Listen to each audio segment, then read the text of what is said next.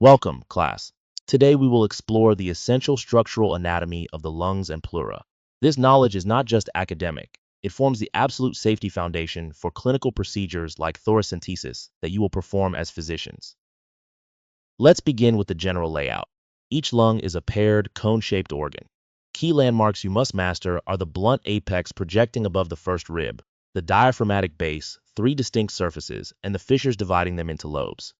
Look at this diagram from page 2 to visualize these boundaries. Now pay attention to the differences in lobes and the root.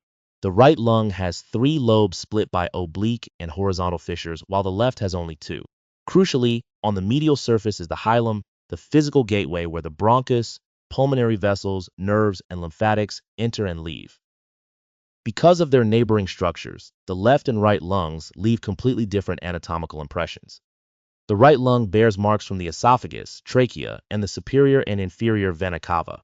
The left lung is shaped by the massive arch of the aorta, thoracic aorta, and has a deeper cardiac notch. Moving outward, the lungs are enclosed by the pleura. The visceral pleura clings to the lung tissue, while the parietal pleura lines the chest wall. The space between them is the pleural cavity. Crucially, the costodiaphragmatic and costomediastinal recesses are empty potential spaces that allow the lungs to expand during deep inspiration.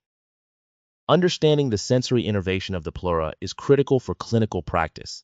The parietal pleura is somatic, innervated by intercostal and phrenic nerves, making it highly sensitive to sharp pain. Conversely, the visceral pleura is autonomic, supplied by the pulmonary plexus, and is sensitive only to stretch. Let's put this into practice with thoracentesis. When inserting a needle to drain fluid from the pleural cavity, you must avoid the intercostal bundle. To prevent damaging the nerve, artery, and vein, always insert the needle superior to the rib margin and angle upward on the right to miss the liver.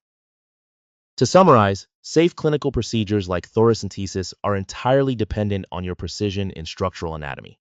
Master these landmarks, respect the neurovascular boundaries, and you will protect your patients from harm.